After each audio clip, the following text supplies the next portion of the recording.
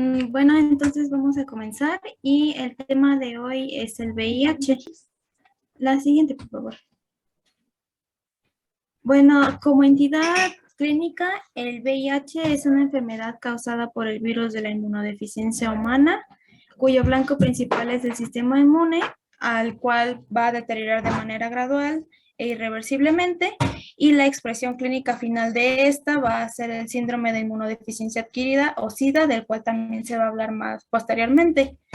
En la guía de práctica clínica aparece la definición de paciente con VIH y este va a ser un individuo con infección por VIH detectado a través de una prueba positiva de anticuerpos contra el VIH o con una prueba virológica positiva para dicho virus o sus componentes independientemente de su estado clínico. Estas pruebas pues también las vamos a definir más adelante. La siguiente, por favor. Ahora, un poco sobre la epidemiología y el contexto histórico de este virus, de esta enfermedad. Para empezar, el 5 de junio del año 1981, el Centro de Control y Prevención de Enfermedades de los Estados Unidos, abreviado como CDC, en su boletín que realiza cada semana, reportó por primera vez 5 casos de una neumonía relativamente rara, la cual era causada por un agente llamado Pneumocystis carini, esto en hombres sanos, aparentemente sanos, y también homosexuales. Con el transcurso de los meses, a esto se le sumó la aparición de casos de sarcoma de Kaposi y también de infecciones oportunistas, igual en hombres aparentemente sanos, que tenían relaciones sexuales junto con otros hombres. Entonces, es en este momento cuando esta enfermedad inmunosupresora, la cual vieron que evolucionaba muy rápidamente y también de una manera fatal, comenzó a alertar a los científicos y a los médicos. Entonces, también con el paso del tiempo, estos casos no se presentaron únicamente ya en pacientes sanos y homosexuales, sino que también se empezó a diagnosticar en personas que consumían drogas intravenosas, que eran receptores de transfusiones sanguíneas, también en inmigrantes haitianos y en pacientes hemofílicos. Y posterior a esto, en el año 1982, se le pudo dar por fin un nombre a esta enfermedad, la cual es ahora denominada SIDA. La siguiente, por favor. Entonces, todo este contexto fue el origen de una pandemia, la cual enfrentamos todavía al día de hoy, 40 años después de que se detectó el primer caso, y esta enfermedad o esta infección le ha costado la vida a 34 millones de personas en todo el mundo, y se estima que cada año se contagian o hay nuevas infecciones en 2.5 millones de personas. Durante el año 2020 se estima que aproximadamente 680,000 fallecieron y que durante este mismo año 38 millones de personas vivían con VIH. Las regiones más afectadas por el VIH es la África subsahariana, y en este lado del mundo se reportan o se registran 2/3 de los casos totales que hay alrededor del mundo del VIH, y también es aquí en donde ocurren el 75% de muertes ya por su complicación, que es el SIDA. Existen pues múltiples países que se ven afectados, entre los que destacan Sudáfrica, ya que en este se estima que el 29% de las mujeres que están embarazadas en este país poseen el virus de inmunodeficiencia humana. También en Zimbabue, la tasa de infección en la población adulta es superior al 20% de la población, y en Suizilandia, en este se estima que 1/3 de la población adulta también es positiva para VIH.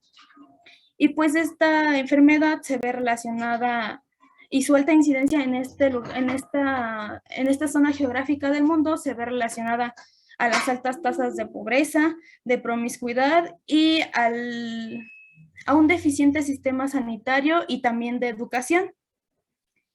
Y también el 1 de diciembre, dada pues la gran repercusión que ha tenido esta enfermedad, en el año de 1988, la Asamblea General de las Naciones Unidas declaró el 1 de diciembre como el Día Mundial de la lucha contra el SIDA.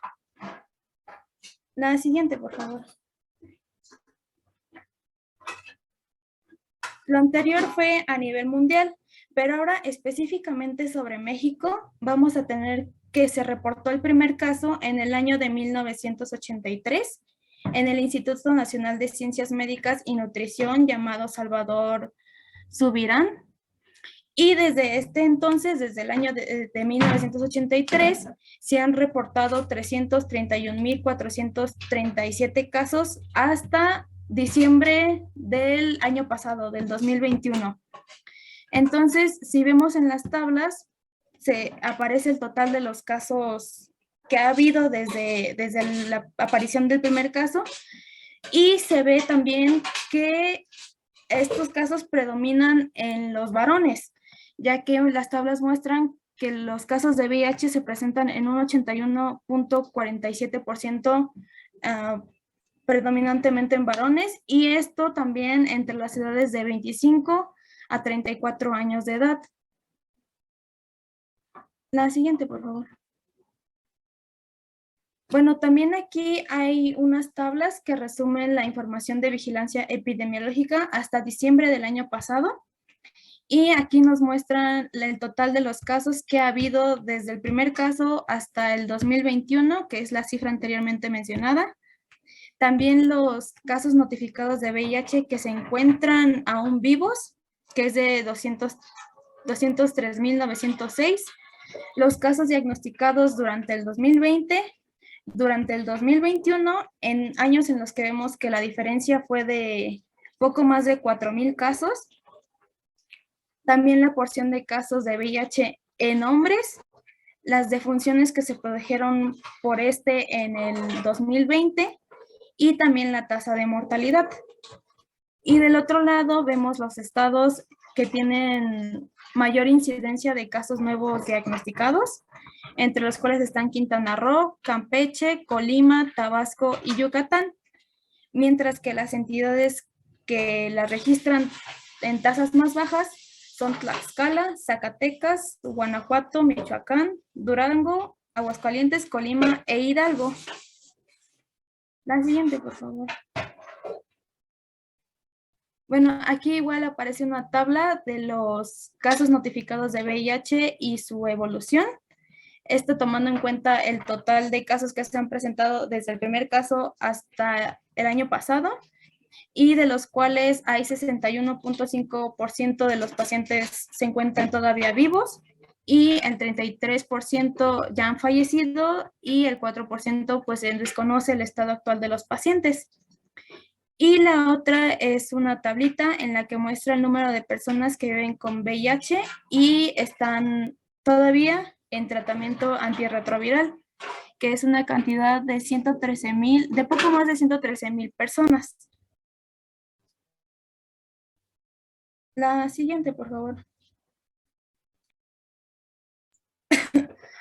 Bueno, y ahora pasando un poco a la etiología, pues esta va a ser debido a los virus de inmunodeficiencia tipo 1 y tipo 2, predominantemente vamos a hablar del tipo 1.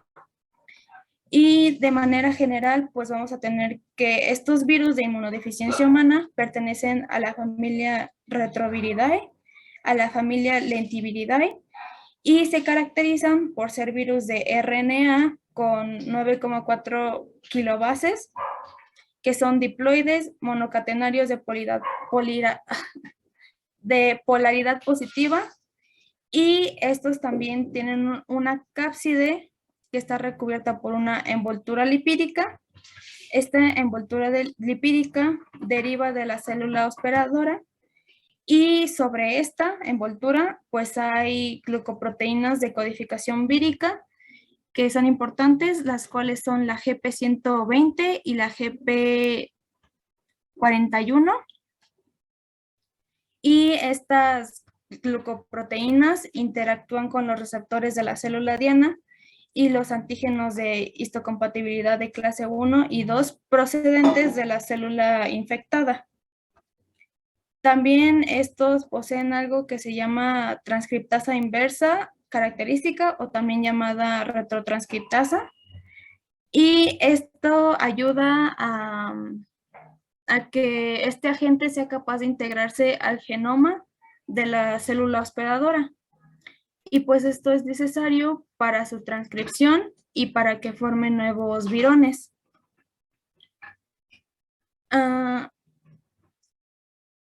¿Puedes darle a la siguiente, por favor?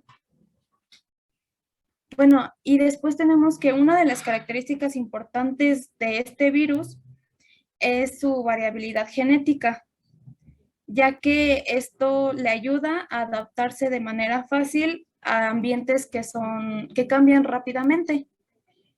Entonces, en la actualidad de este virus de inmunodeficiencia tipo 1, este se va a clasificar en 4 grupos distintos, que son el M, el N, el O y el P.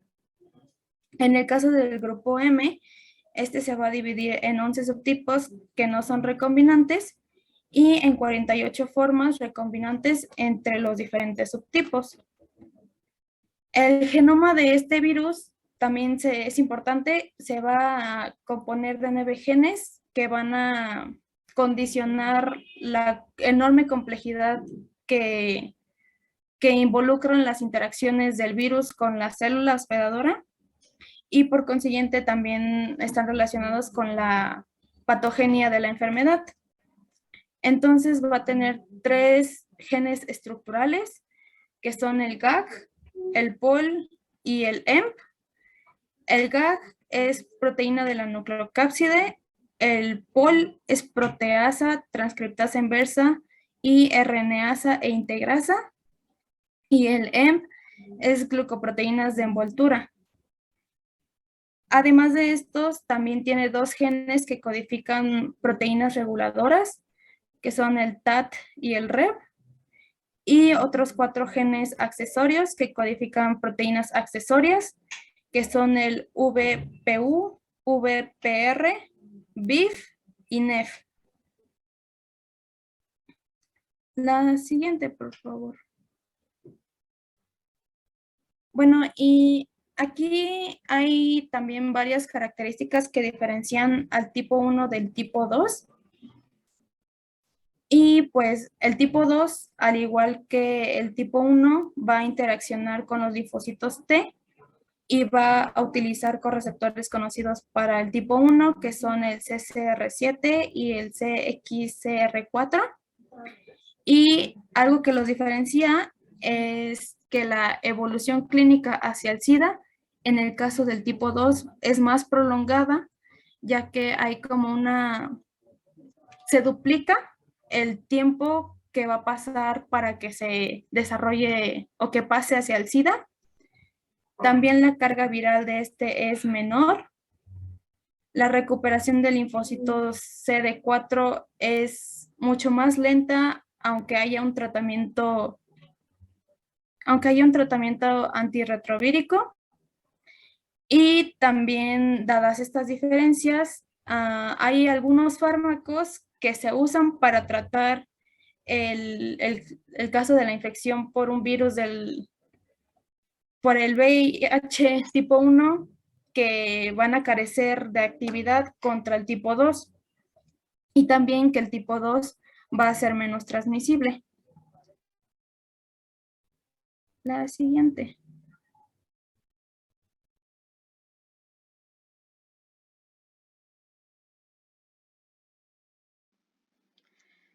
Bueno, ahora vamos a continuar con lo que serían los factores de riesgo. Y bueno, principalmente vamos a tener los comportamientos de alto riesgo en el grupo etario de 15 a 45 años. Esto va a ser pues porque en estas edades hay plena actividad sexual. Dentro de estos, los 3 principales son una persona promiscua, que se considera tener 6 o más número de parejas sexuales, relaciones sexuales sin métodos de protección sexual y también tener constantemente nuevas parejas sin conocer sus antecedentes de enfermedades de transmisión sexual, si se cuidan, etc. Otro factor de riesgo es tener otras enfermedades de transmisión sexual como el sífilis, el herpes, la clamidiasis, etc. O también tener los antecedentes, pues porque nos habla justamente de estos comportamientos de alto riesgo. El uso de las drogas inyectables. Aquí pues las personas que suelen compartir agujas, jeringuillas, las soluciones de droga. Dentro de este mismo vamos a tener otros factores de riesgo, como es la frecuencia en la que se inyectan, el número de compañeros con los que comparten la jeringa, qué droga utiliza, que pues la más común es la cocaína. Y finalmente otros serían pues recibir inyecciones, las transfusiones sanguíneas, trasplantes y pincharse accidentalmente con una aguja. Aunque si hablamos del grupo etario de adolescentes y adultos jóvenes, también se mencionan otros factores de riesgo como son el alcoholismo, la desocupación y el nivel escolar. La que sigue, porfis. Ahora, para hablar de la transmisión, pues primero hay que hablar de los fluidos corporales que principalmente pues vehiculizan al virus, que sería principalmente la sangre. También sería el semen, los fluidos vaginales y la leche materna. El tropismo, para hablar de la transmisión, serían las membranas mucosas del ano, la vagina, la uretra del pene, la boca, y si es que la persona presenta alguna lesión, como cortaduras, las ampollas, úlceras, etc. Tenemos 4 vías principales, aunque la de mayor importancia va a ser la sexual, porque es la más frecuente.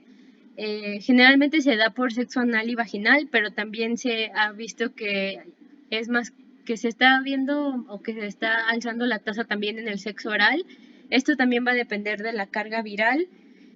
Como lo mencionó Carlita, pues también se menciona que es más común en los pacientes homosexuales, principalmente en relaciones hombre-hombre y en países de vía de desarrollo.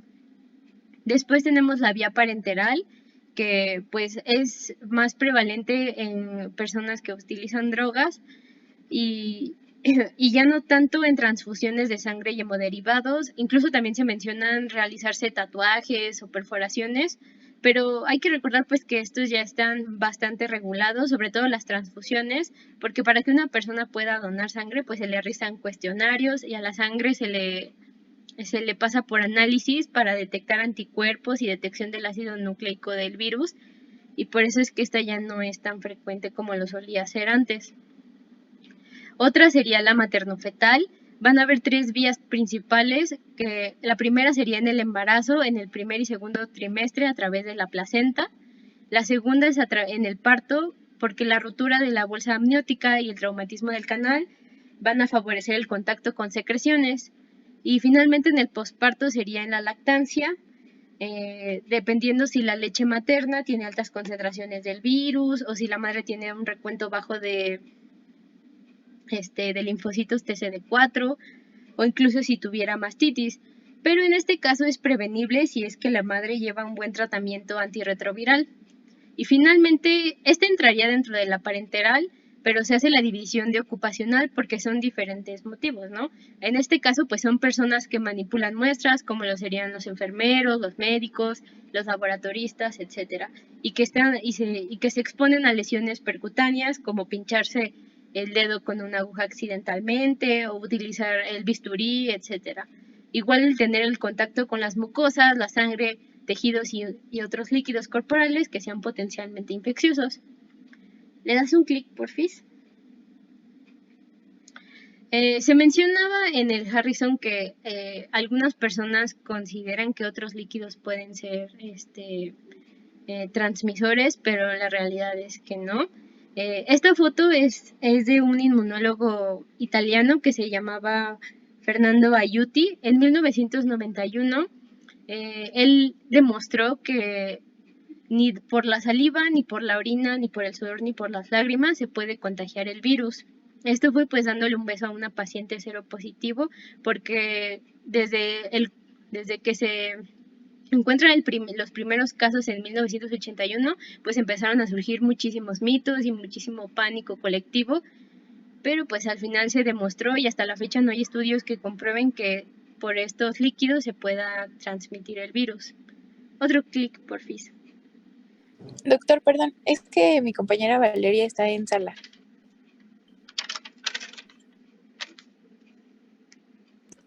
Ok, yo ahorita la dejamos entrar. Gracias. Sí. Ok, bueno, continuando. Sin embargo, sí se considera que una mordedura humana,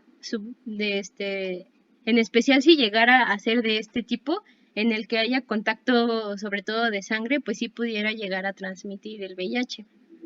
La que sigue, porfis.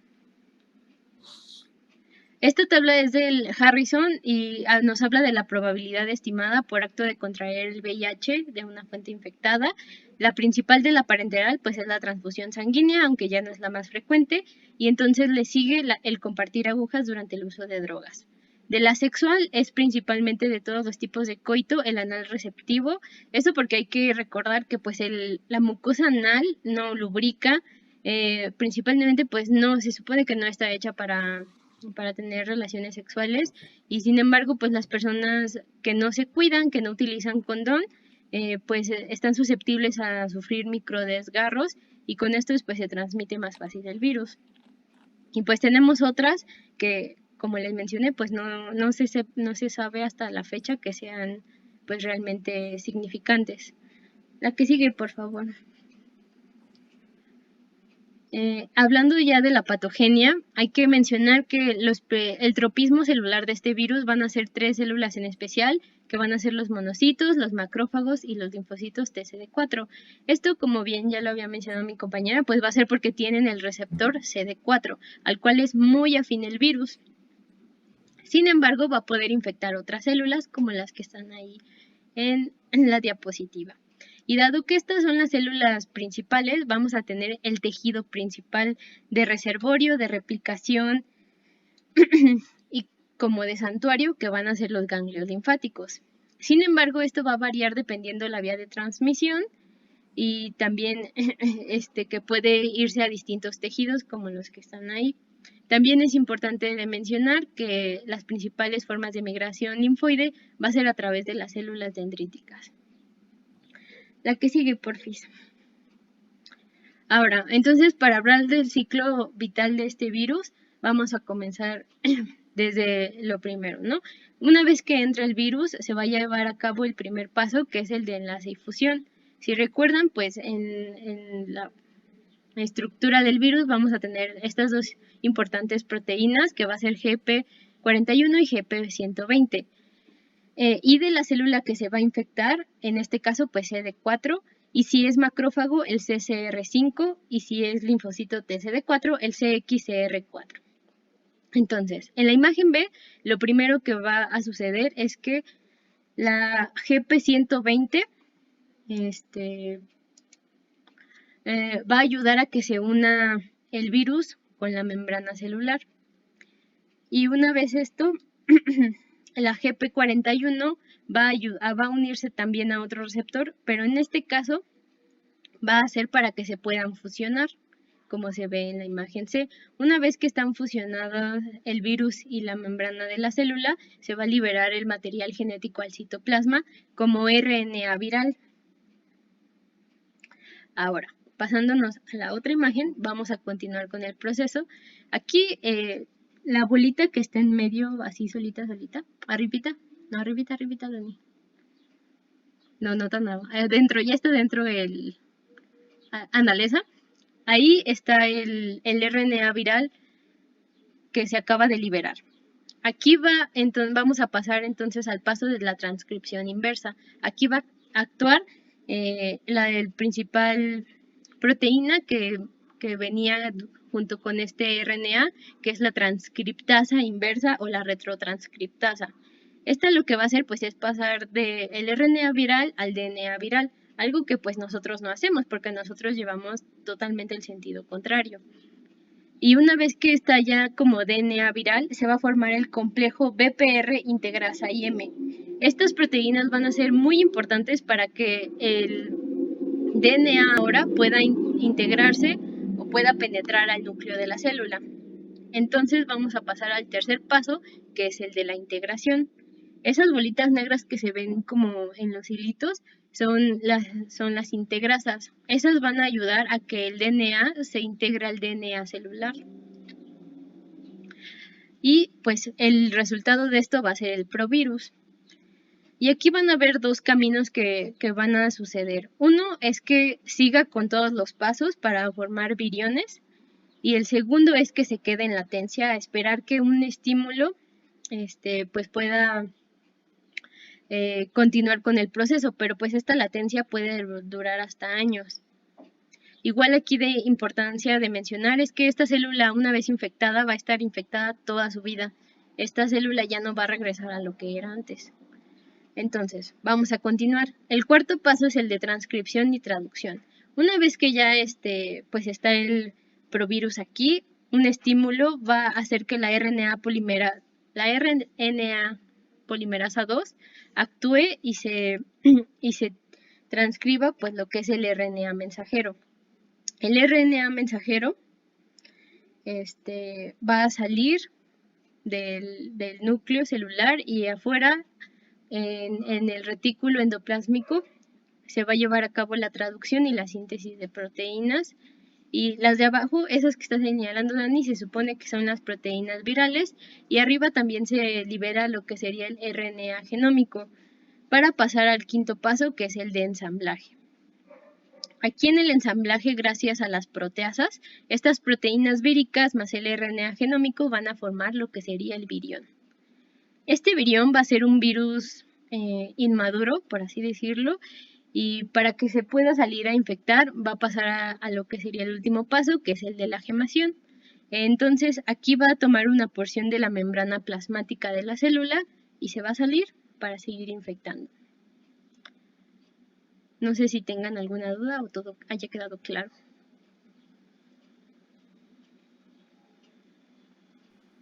Todo claro. Ok, la que sigue, Dani, porfis. Entonces, ya que salió el virión al espacio, o bueno, al plasma, a donde sea que haya salido, del lado izquierdo, porfis, ándale ahí. O si no, que una célula infectada vaya a infectar a otros tejidos, pues vamos a continuar con la primoinfección. La primoinfección va a durar de 4 a 12 semanas, pero pues vamos a comenzar como se ve en la imagen, desde las primeras horas de la infección hasta lo que serían los años. Entonces, aquí una célula infectada o un virión van a poder penetrar lo que sería la barrera hacia la lámina propia, ya sea que sea a través de la infección como lo acabamos de ver o a través de las células dendríticas. Entonces, al entrar a la lámina propia, en este caso, esta imagen hablaba de que específicamente va a ser en GALT, que es el tejido linfoide asociado a intestino. Pues va a ser aquí uno de los principales reservorios de este virus, porque va a tener una gran cantidad de linfocitos TCD4. En este caso van a ser los linfocitos helper, pero pues es un tipo de CD4. Y no va a importar si los linfocitos se encuentran en reposo o activados, porque de cualquier manera van a ayudar a diseminar el virus. Los de reposo van a ayudar porque van a estar en mucha cantidad y de alguna manera van a estar infectando aunque sea célula por célula y diseminan el virus. Y los activados, aunque no son muchos que estén activados, pero ellos van a producir en mayor cantidad del virus y así se va a llevar a cabo también la diseminación. Una vez que está diseminado en esta parte, va a pasar a otro tejido linfoide para escogerlo como reservorio viral y se esté replicando otra vez continuamente. Hasta este momento vamos a tener una fase que se conoce de eclipse. Este periodo va a ser algunos días en los que no va a ser posible detectar el virus en el plasma, o más bien, sin embargo, se va a seguir llevando a cabo pues esta infección. Hasta este momento, que ya empieza a pasar las semanas y ya se diseminó a otros ganglios regionales, a otros tejidos linfoides, se activa una respuesta tardía de linfocitos citotóxicos, que serían los CD8, pero para este momento ya hay una infección establecida e irreversible porque ya hubo un brote intenso. En este momento en el que ya hablamos de semanas, ya se puede detectar en algunos estudios el virus en sangre o en otro tipo de prueba. Y pues aquí si no se lleva a cabo un tratamiento, pues la infección va a seguir y seguir hasta que llegue a la cronicidad, que sería más o menos un periodo de 10 años. Igual esto menciona el libro que va a variar dependiendo la vía de transmisión, porque aquí estamos hablando de que se llevó a cabo a través de vía sexual y los primeros sitios en los que va a infectar van a ser los ganglios linfáticos genitales y el intestino. Sin embargo, si esto hubiera sido a través del torrente sanguíneo, por una picadura, etcétera, pues hubiera empezado todo a pasar en el vaso y el vaso hubiera establecido infecciones focales en otros órganos linfoides para que se siguiera produciendo. La que sigue, por favor. Entonces, bien como habló mi compañera Zaira, vamos a dividir nuestro cuadro clínico en tres, en la fase aguda, en la fase asintomática y en la parte del SIDA. Recordemos que primero llega nuestra carga viral, del 0 a lo que son los 60 días, entonces es cuando principalmente aquí llega lo que son los síntomas. Llega nuestra fase aguda y es cuando tenemos nuestros síntomas más generales. Entonces aquí tenemos lo que es nuestro linfocito TCD4 y el linfocito TCD8, que estos todavía siguen, todavía no, estos empiezan a responder a lo que es a la fase aguda. Ahí se dan cuenta que cuando el linfocito TCD4 empieza a elevarse, la viremia empieza a bajar, al igual que pasa el mismo caso en lo que es el linfocito TCD8. Entonces, cuando la viremia baja, pues los linfocitos, si se dan cuenta, va disminuyendo lo que es ahora sí que su cantidad, que son menos de 200 milímetros al cuadrado, y así sucesivamente baja. Entonces, si nos damos cuenta de los días, de 0 a 60 días, como lo marca aquí, puede ser una fase aguda. Sintomática aquí puede pasar años a que el paciente pues no tenga ningún tipo de síntoma, hasta que pueden llegar a los 10 años cuando ya comienza lo que es la progresión hacia lo que es el SIDA. ¿Cuál es el cuadro clínico? Tenemos bueno, los síntomas de lo que es el síndrome retroviral agudo son generalmente inespecíficos y esos se suelen resolver espontáneamente, específicamente pues sin tratamiento retroviral. Es por eso que los pacientes pues algunas veces no se dan cuenta que tienen el VIH porque son síntomas muy generales. Pero tenemos principalmente lo que es la fiebre, la faringitis, la linfadenopatía, que como bien lo dijo Zaira, en los ganglios linfáticos, cuando se infectan por relaciones sexuales, pues aquí se aloja lo que es el virus. Tenemos cefalea, dolor orbitario, letargo, malestar, anorexia, pérdida de peso, náuseas, vómitos y diarrea. Se estima que del 50 al 90% de los pacientes con lo que es una infección aguda, estos suelen ser sintomáticos a estos, pero algunos pues no les puede dar. Como bien mencionan en esta diapositiva, el cuadro clínico de manera inicial puede ser inespecífico. Esto nos referimos a que antes de que se presenten las enfermedades oportunistas que vamos a ver el día de mañana, el paciente puede cursar un día con fiebre, al día siguiente no tiene nada, historia de diarrea, una semana y media, se le quita, cefaleas universales, dolor orbitarios, sin razón aparente y se le quita y de repente ve linfadenopatías. Entonces, todos estos síntomas pueden ir alternándose sin especificar tiempo, sin especificar nada. Si en algún momento llega este paciente a su servicio de urgencias o a la consulta refiriendo estos síntomas, así sí o sí podrán decir, ¿tienes una infección por VIH? Por supuesto que no, porque son síntomas inespecíficos, son síntomas generales que cualquier cosa nos puede dar estos síntomas, ¿no? No sé, una infección de la garganta, una faringoamigdalitis o una faringitis, pues por supuesto que nos va a dar faringodinia, fiebre, malestar general, ¿no? O si nos comemos algo por ahí en la calle, por supuesto, ya lo habíamos dicho, cefalea, diarrea, pérdida de peso por la deshidratación. Entonces, dependiendo de cuáles son los síntomas generales, más los factores de riesgo, que es ahí donde tendríamos que hablar. Factores de riesgo, historia de sintomatología inespecífica, antecedentes que nos puedan ayudar a inferir este diagnóstico. Y entonces, si queremos hacer un diagnóstico en sospecha, tenemos que pensar o inferirlo de una manera muy, muy agudizada. Por supuesto, no hay que etiquetar a nadie, no hay que subclasificar ni acusar a nadie, pero sí hay factores de riesgo o sí hay prácticas de riesgo que nos pueden ayudar a inferir más estos síntomas, el que un paciente puede estar en riesgo o no de infección.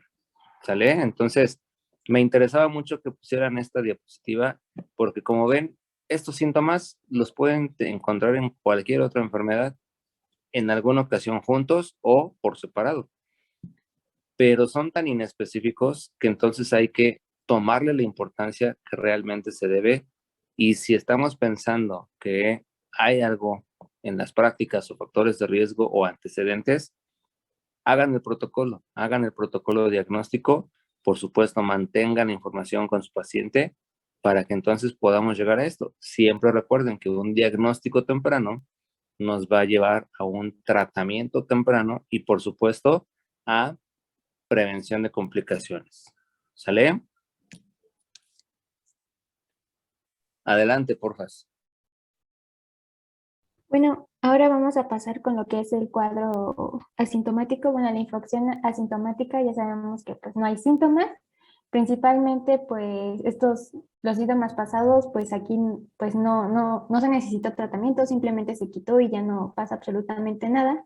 Aproximadamente la media de esta fase asintomática es de 10 años y aquí se cree que hay una constante replicación viral, al igual que comienza lo que es la reducción lenta de los linfocitos de CD4, que después van a entender que gracias a esta reducción, pues el sistema inmunológico pues se deprime y comienza lo que son las infecciones oportunistas, que pues, es el SIDA, ¿no?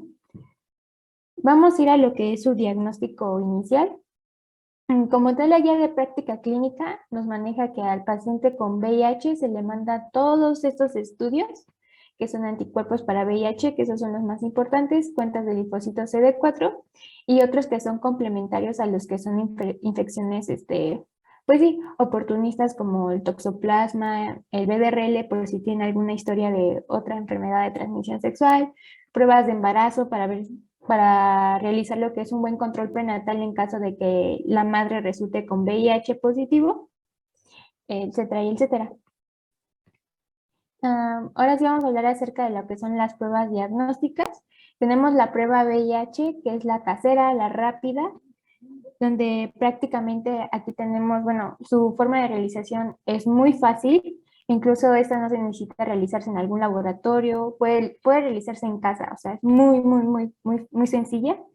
Y aquí, bueno, aquí pues prácticamente se busca lo que es el fluido oral, que eso se toma mediante una paleta recolectora. Este dispositivo se introduce en lo que es en el tubo de prueba, en el flujo oral, y mezcla el líquido del tubo y sube por lo que es una varita de prueba. Aquí nos va a decir si la prueba estuvo bien cuando la línea C se oscurece. Si esta línea C no se oscurece, pues prácticamente la prueba pues está mal. Y finalmente, si la T se marca, es que la prueba es positiva, y si no, pues es negativa, ¿no? Como aquí tenemos el ejemplo, aquí ambas pruebas están bien tomadas, y pues aquí en la T, si se marca la T, pues es una prueba positiva y es una prueba negativa, pero pues hay que recordar que estas pruebas pues no son las más confirmatorias, sino que existen otras, pero pues estas si no salen positivas, pues hay que ir pues acudir a un médico o hacer otro tipo de pruebas. Tenemos la prueba que son perdón, algo que me mencionó, que me faltó decir, que estas pruebas suelen ser muy rápidas, que estos se realizan dentro de 20 minutos o menos. Luego tenemos lo que es la prueba de ELISA, que esta tiene una alta sensibilidad, tiene buena especificidad y lo único que pasa es que también esta suele dar lo que son falsos positivos. Entonces, bueno, en el caso de lo que son mujeres, bueno, la prueba ELISA pues no suelen ser por ejemplo, ¿cómo decirlo? Tan buenas para identificar neonatos o lactantes de madres de VIH positivas que ellos tengan el virus en los primeros 18 meses de vida, porque los anticuerpos maternos atraviesan lo que es la placenta y estos pueden persistir por estos lapsos de este tiempo. Entonces, podemos decir que estas son pruebas que se pueden realizar. Entonces, si esa prueba también tiene falsos positivos, entonces para poder realizar la prueba confirmatoria, o sea, la que nos va a decir si sí o si no, pues va a ser prácticamente lo que es la prueba del Western Blot. Esta es una prueba altamente específica. Esta, por su alto costo, pues se emplea básicamente para corroborar los resultados, pues sí, los resultados que todavía no han sido específicos.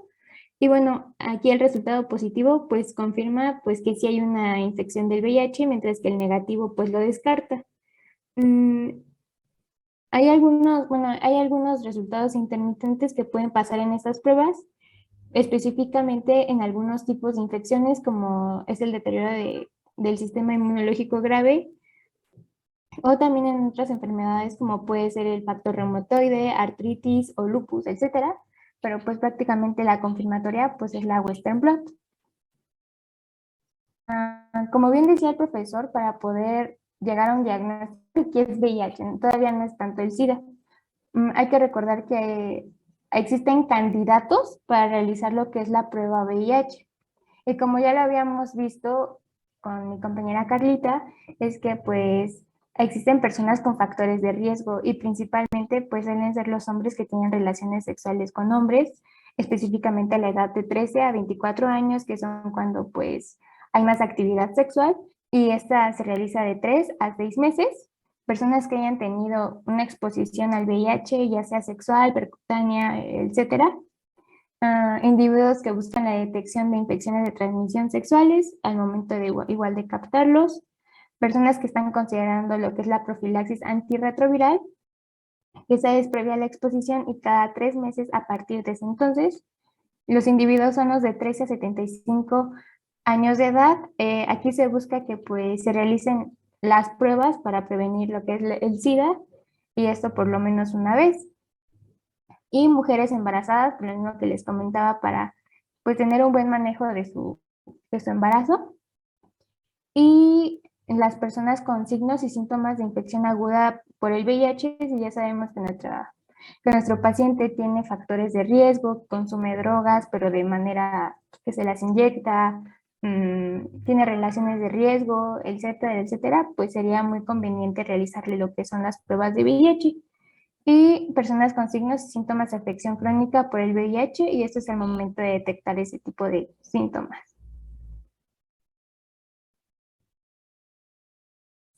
Y dentro del tratamiento, pues va a ser un tratamiento antirretroviral. Esta va a ser una combinación de diversos fármacos que van a actuar en diversas partes del ciclo del VIH. Y bueno, como tal, lo van a atacar en las diferentes fases de este ciclo de vida. Estos se van a usar en conjunto y por esta razón es que se les conoce como terapia antirretroviral de gran actividad.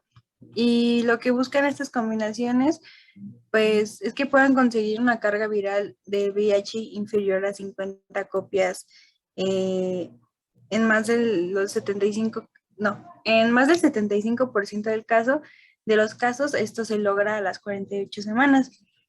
Entonces, este tratamiento, pues lo que busca va a ser reducir la morbilidad y mortalidad, hacer una vida más larga y sana y reducir la transmisión. Y pues como tal, pues sus objetivos son esos, la supresión máxima y durable de la carga viral plasmática de VIH, preservar la función inmune, prevenir la transmisión y prolongar la duración y calidad de vida del paciente. La que sigue, por favor.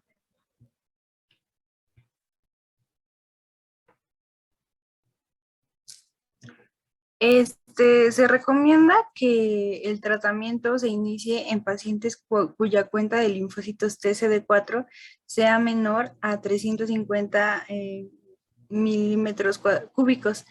Y también esta medicación se va a utilizar con 2 medicamentos de inhibidores nucleósidos de la transcriptasa reversa, más uno INSTI, uno INNTR y uno IPEC, que ahorita se los voy a mostrar. Entonces va a haber 6 clases de medicamentos para pacientes con VIH.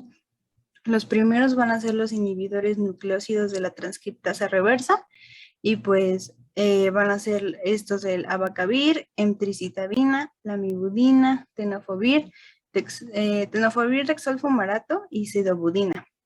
El que sigue, por favor. También vamos a tener los inhibidores no nucleosídicos de la transcriptasa reversa. Estos pues son el efavirenz y nevirapina. Estos van a ser de primera generación y etravirina y ripivirina de segunda generación. La que sigue, por favor. Los inhibidores de la proteasa los van a ser el atazanavir, darunavir, saquinavir, fosamprenavir y lopinavir. La que sigue, por favor. Los inhibidores de la fusión únicamente se tiene la presentación de enfuvirtide. Dentro de los inhibidores de la integrasa, pues el raltegravir, el vitegravir y dolutegravir. Y en los antagonistas de los correceptores CCR5 vamos a tener únicamente al maraviroc. ¿Qué sigue, por favor? Según la GPC, pues principalmente este es el esquema que generalmente se les receta a los pacientes. Y también, a pesar de que genera mejoría en el paciente, estos fármacos se van a asociar a la toxicidad y a generar grados de resistencia.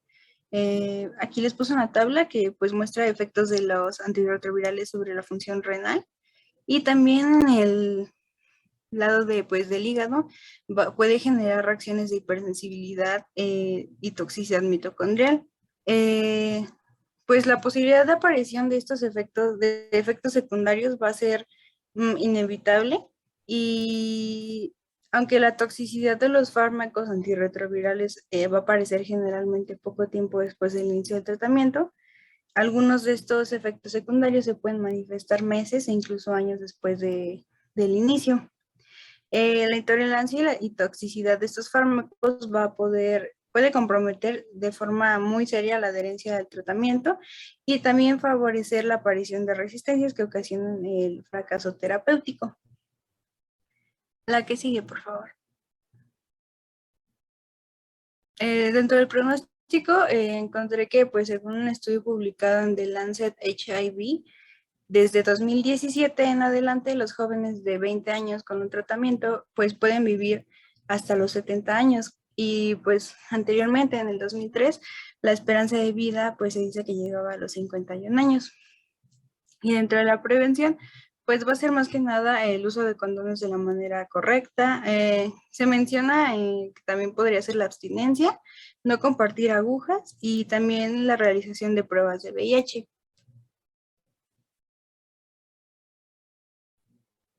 La que sigue, por favor.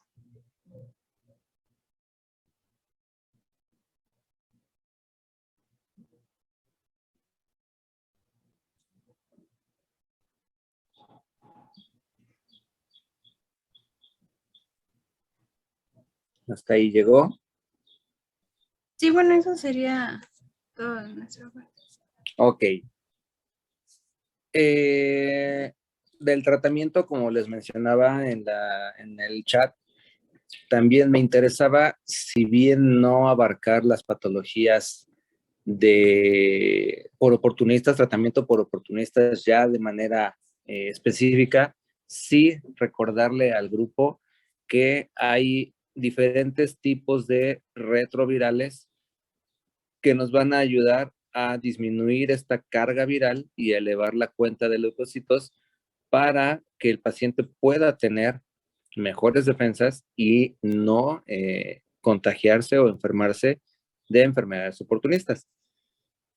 Son principalmente 4 grupos, ¿no?, de medicamentos que, si bien los esquemas van a ser combinados, estos también tienen altas resistencias o altas tolerancias a el mismo paciente. Entonces, ¿qué quiero decir con esto? Que el paciente mismo, tomando el mismo esquema o el mismo medicamento, a veces ya no presenta la misma respuesta que iniciando esto. Por eso es importante ir cambiando o combinando estos esquemas según lo vaya decidiendo el médico, generalmente un internista, que es el que los va ayudando, tratando, ¿no?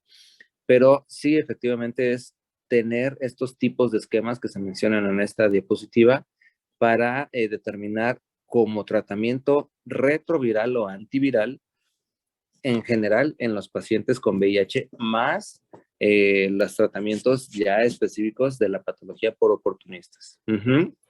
Sin embargo, la que sigue, por favor.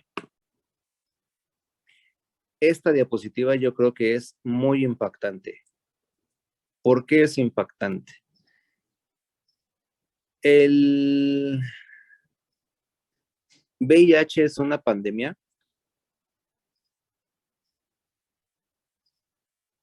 Es pregunta.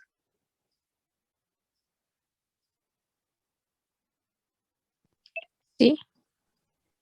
Si es una pandemia, ¿tiene cura?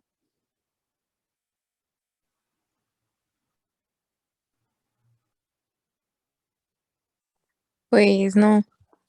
Por ahora no, doctor. No tiene cura. Sin embargo, ¿tiene un control establecido, encontrado y específico?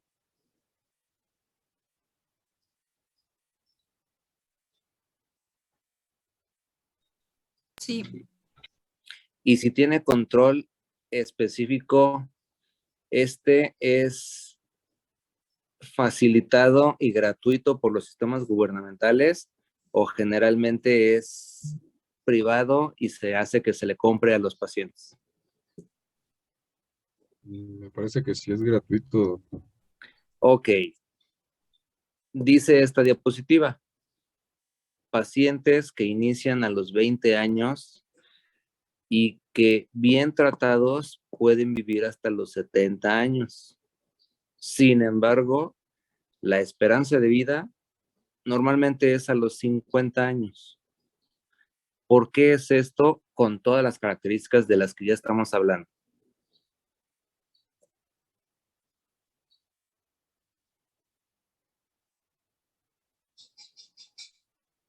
¿Sí mencionan estos datos? ¿Cómo, doctor? ¿Podría repetir la pregunta? ¿Por qué, si tenemos tanto conocimiento sobre el VIH, si tenemos tanto desarrollo, ingeniería genética, si tenemos desarrollo de medicamentos, estos medicamentos se les dan gratuitos a la población, si tenemos conocimientos sobre mecanismos de transmisión y demás, y la literatura ha encontrado que jóvenes de 20 años más o menos en promedio, que sean bien tratados, pueden llegar hasta los 70? En el 2003, ¿por qué la esperanza de vida llega a los 50, 45 años más o menos? ¿Qué es lo que está fallando? ¿La prevención, doctor? Por supuesto que sí. La prevención, y entonces la respuesta, como bien dicen, está del otro lado. ¿Por qué? Porque entonces los pacientes que están infectados a veces no tienen la conciencia o no tienen la sensibilidad de, bueno, yo ya estoy enfermo por lo que sea, pues entonces voy a evitar que alguien más se enferme, y evitan o intentan evitar estos contagios, sino generalmente son personas que se protegen y se cubren a sí mismas y con tal de defender su derecho a su privacidad, a veces consciente o inconscientemente, no les importa andar contagiando a medio mundo, ¿no? Por un lado. Por el otro, muchas de estas personas, muchos de estos pacientitos, a pesar de que tienen acceso a servicios de salud y o a pesar de que tienen acceso a medicamentos, generalmente no se los toman, no siguen los tratamientos completos o no los llevan a cabo, a pesar de que los tratamientos los tienen en fácil disponibilidad. Otra, pacientes o grupos de riesgo, a pesar de que toman tratamiento, a pesar de que se supone llevan sus consultas, siguen sin utilizar mecanismos o dispositivos de barrera que les eviten el contagiar a más personas, sobre todo en grupos de riesgo, específicamente preservativos de la manera correcta, como bien lo mencionan aquí, ¿no? Otra, muchas veces pacientes o personas, mejor dicho, que vienen de Estados Unidos, generalmente ya vienen contagiados por estar conviviendo con grupos de riesgo allá del otro lado. Pero aquí resulta que los esperan sus esposas o sus parejas fieles y entonces al tener sus encuentros sexuales, hombre, mujer, mujer, hombre, como sea, resultan que se quedan infectados. ¿Por qué? Porque entonces trajeron la infección importada de ella, es lo que les decía, sin tener conocimiento o con plena conciencia, pero no evitando estos métodos de contagio. La abstinencia, por supuesto, cuántas veces se ha sabido, se ha documentado que mientras más parejas sexuales se tenga, por supuesto, va a haber mayor riesgo de contagio. No es lo mismo o no es el mismo riesgo que vas a tener con una pareja en donde a lo mejor solo tienes un, no sé, 50-50, a que si tienes múltiples parejas y esas múltiples parejas con factores de riesgo te van a aumentar ese riesgo a que puedas estar infectado o infectarte. Pacientes o grupos con toxicomanías y que se comparten agujas consciente o inconscientemente y que esto también hace que sea un mecanismo de transmisión consanguínea o sanguínea. O también mencionaban como grupos de riesgo las pacientes embarazadas que no se hacen la prueba de VIH durante su embarazo, ni siquiera tienen atención prenatal y exponen al producto a través de un parto por vía vaginal, haciéndole u otorgándole una probable infección por parto vaginal, ¿no? Entonces, como verán, principalmente es conciencia sobre factores de riesgo, disminución de factores de riesgo y, por supuesto, prevención. Es lo que se ha documentado que esta esperanza de vida sea acortada y o no podamos acabar con esta pandemia, ¿no? Si realmente se tomara la conciencia de todo esto que estábamos mencionando, ¿qué pasaría con esta enfermedad? ¿Se podría, si no a lo mejor erradicar, sí controlar un poquito más? ¿Qué opinan?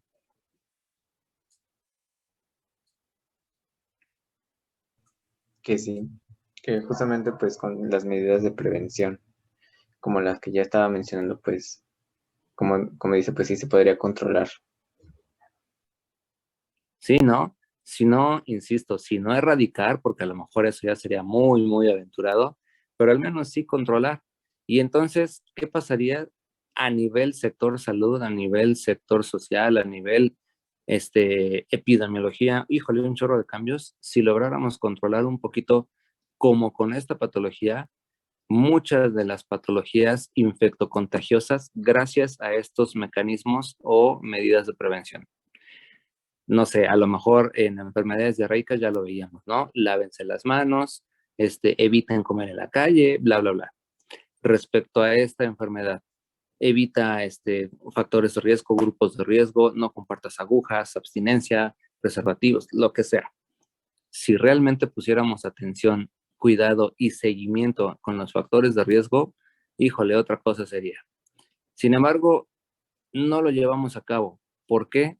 No lo sé. Muchos dicen muchas teorías económicas, poblacionales, conspiracionales, lo que ustedes gusten y manden. Pero insisto, si nosotros hacemos esto desde nuestra barrera, desde nuestra trinchera, y tenemos el conocimiento de que alguien de nuestro grupo o nosotros estamos desafortunadamente con esta enfermedad, con esta patología, pues bueno, empezar a hacer conciencia por nosotros mismos y o invitar a quienes las tengan a que nos ayuden a disminuir este problema epidemiológico, ¿no? ¿Alguien tiene algún comentario de la clase o de lo que estábamos mencionando? ¿Alguien quiere aportar algo más de lo que mencionábamos?